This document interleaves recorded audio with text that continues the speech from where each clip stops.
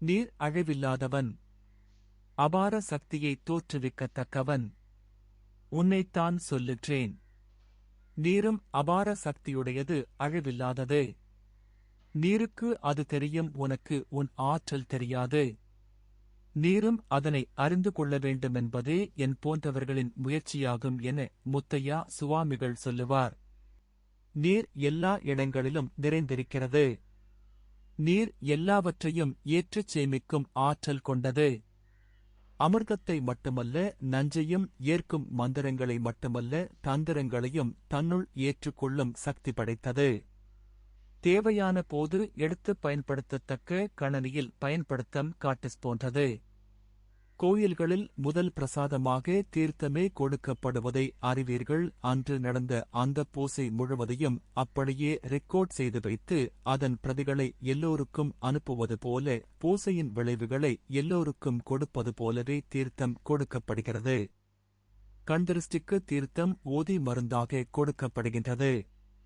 ஓதப்படும் நீர் காந்தமாகி கண்திருஷ்டியை தள்ளித் துரத்திவிடும் காந்த எதிர்முனையாவதாக ஞானிகள் கூறுகிறார்கள். இப்போ உலகின் ஆரம்ப மனிதர் சைவர்களாகவே இருந்தனர். அவர்கள் கடவுளை திருநீர் வடிவிலேயே கண்டனர். முனிவர்கள் திருநீர் குளத்தை கடவுளாக கண்டனர். நீர் ஆதியானது அழிவில்லாதது. எதனாலும் அதனை அழித்துவிட முடியாது. இப்போ உலகிருக்கும் வரை நீரும் இருக்கும். பிரித்து வைக்கலாம், சேர்த்து வைக்கலாம், அழித்துவிட முடியாது. பல வடிவமெடுக்கும், பலருக்கும் உதவும். பனிக்கட்டியாகும், மேகமாகும், தேநீராகும், பால் நீராகும், நஞ்சு திராவகமாகும். தேவைக்கேற்ப மாறும். பிரிந்திருந்தாலும் தடயமே இல்லாது ஒன்றுபட்டுவிடும். ஒற்றுமைக்கு எடுத்துக்காட்டாகும். பல கோப்பைகளில் வைத்த நீர் ஒரு பாத்திரத்தில் ஊற்றப்பட்ட போது தடயமையில்லாது இணைந்துவிடும். பள்ளம் நோக்கியே ஓடும். கீழேயுள்ளவருக்கு உதவுவதில் முன்னிற்கும். நீரின்றி எந்த உயிரினமோ தாவரமோ உயிர் வாழ முடியாது. நான் உணவை வெறுத்து நீரை வெறுத்து தவத்திலிருந்ததாக எழுதியிருக்கிறீர்கள். நான் நீரை வெறுத்தது உண்மைதான். நீரின்றி உயிர் வாழவில்லை. மாங்காய்ப்பால் உண்டு மலைமேல் இருந்த முனிவர்களில் ஒருவரே நான்.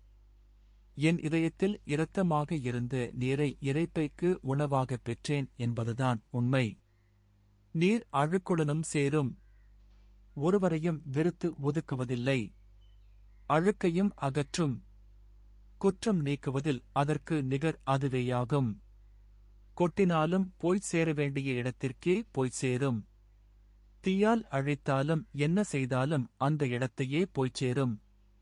ஆவியாகும், மழையாகும், கங்கையாகும், கடலில் சங்கமிக்கும். ஆரம்ப இடத்தை அது ஒருபோதும் மறப்பதில்லை. நீரை நம்புவீர்கள். நீரின் தன்மையையும் பூமியின் தன்மையையும் விஞ்ஞானிகள் விளக்கிவிட்டார்கள் என நினைக்கிறீர்கள். இன்னும் விளக்க ஏராளம் உண்டு என அவர்களே கூறுகிறார்கள். நீரும் அப்படித்தான் என்றால் நம்ப மறுப்பீர்கள்.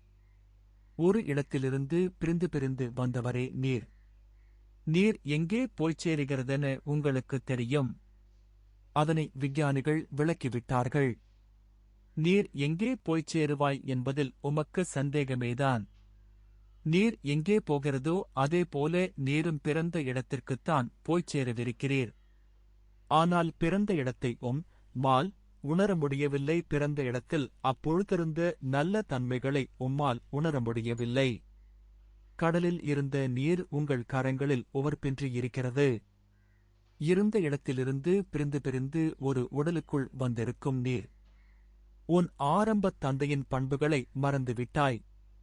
இதனை விஞ்ஞானிகள் விளக்க மிக அதிகமான காலமெடுக்கும் என முனிவர் அச்சமின்றி கூறுகிறார். அவர் இருந்த தொடக்க இடத்தின் பண்பை உணர்ந்தமை இதற்குக் காரணமாகுமென என்னால் உணர முடிகிறது. நீர் தாகம் தீர்க்கும், சக்தியைக் கொடுக்கும், ஒளியைத் தரும், உயிரினங்களையும் பயிரினங்களையும் வாழ வைக்கும். எவருக்கும் வேறுபாடு காட்டுவதில்லை. தண்ணீராகும், வெந்நீராகும், புளிநீராகும், தேநீராகும், குளிர்ச்சியூட்டும், நோவை தணிக்கும், இனிக்கும். ஆனால் மிரண்டால் அகிலத்தையே அழிக்கும். எந்த விஞ்ஞானியாலும் தடுத்து நிறுத்த முடியாது. நிவாரணப் பணியில்தான் ஈடுபட முடியும். கடவுளை நீர் வடிவிலும் நீரை உன் வடிவிலும் காண முயலுங்கள். மற்றவருக்கு இன்பமூட்டுவதைத் தவிர கடவுளுக்கு வேறு வேலையில்லை. மற்றவருக்கு உதவுவதைத் தவிர கடவுளுக்கு வேறு வேலையில்லை. நீரை நஞ்சாக்காதீர்கள், நீரும் நஞ்சாகிவிடாதீர்கள். இனிக்கும் தேனாகி விடுங்கள். முருகக் கடவுள் தாந்தாமலை தீர்த்த நீரை எனக்கு சைவ சின்னமாக தந்தார். உலகிலுள்ள அவ்வளவு நீரையும் கலசத்தில் உள்ள நீரைக் கொண்டே கட்டுப்படுத்திவிட முடியுமென முனிவர் கூறினார். அதன் மகிமையைப் பொறுத்திருந்து பாருங்கள் எனக் கூறுகிறார். நீர் கடவுளின் உச்சந்தலையிலிருந்து ஊற்றெடுத்து வருவதாக ஞானிகள் கண்டிருக்கிறார்கள். நீர் நோயைக் குணப்படுத்தும் உணர்ச்சிகளைக் கட்டுப்பாட்டுக்குள் கொண்டுவரும். உடலில் கடவுள் போல நீர் எல்லா இடங்களிலும் நிறைந்திருக்கிறது. நீர் எல்லாவற்றையும் ஏற்றுச் சேமிக்கும் ஆற்றல் கொண்டது. அமிர்தத்தை மட்டுமல்ல, நஞ்சையும் ஏற்கும் மந்திரங்களை மட்டுமல்ல, தந்திரங்களையும் தன்னுள் ஏற்றுக்கொள்ளும் சக்தி படைத்தது. தேவையான போது எடுத்துப் பயன்படுத்தத்தக்க கணனியில் பயன்படுத்தம் காட்டிஸ் போன்றது. கோயில்களில் முதல் பிரசாதமாக தீர்த்தமே கொடுக்கப்படுவதை அறிவீர்கள். அன்று நடந்த அந்த பூசை முழுவதையும் அப்படியே ரெக்கார்ட் செய்து வைத்து அதன் பிரதிகளை எல்லோருக்கும் அனுப்புவது போல, பூசையின் விளைவு எல்லோருக்கும் கொடுப்பது போலவே தீர்த்தம் கொடுக்கப்படுகிறது. கண்திருஷ்டிக்கு தீர்த்தம் ஓதி மருந்தாக கொடுக்கப்படுகின்றது. ஓதப்படும் நீர் காந்தமாகி கண்திருஷ்டியை தள்ளித் துரத்திவிடும் காந்த எதிர்முனையாவதாக ஞானிகள் கூறுகிறார்கள். கடவுளைத் தேட வேண்டுமானால் பூவுலகுக்கு மேலே உள்ள நீரையும் பூமிக்கு அடியில் உள்ள நீரையும் காணும் முயற்சியில் ஈடுபடுங்கள் என்று ஞானிகள் கூறுகிறார்கள். நீர் கடவுளின் பாதார விந்தங்களின் கீழும் உள்ளது, கடவுளின் முடியிலும் உள்ளது. அதுபோலத்தான் நீர் அருந்தும் நீர் உன் உடம்பின் எல்லா பாகங்களையும் கழுவித் துப்பரவு செய்து எப்போதும் வெளியேறிக் கொண்டிருக்கின்றது. எனக்கு கிடைத்த ஞானம் காரணமாகவே நான் இவை எல்லாவற்றையும் சரியென ஏற்றுக்கொள்ளுகின்றேன். உனக்கு தீர்மானிக்கும் சுதந்திரமும் வாய்ப்புகளும் கடவுளால் கொடுக்கப்பட்டிருக்கிறது.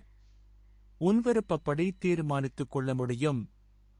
தீர்மானிப்பதும் நீரே, அனுபவிப்பதும் நீரே, நானில்லை என முத்தையா சுவாமிகள் சொன்னார். கரோலிசப்பு மெண்டிஸ்.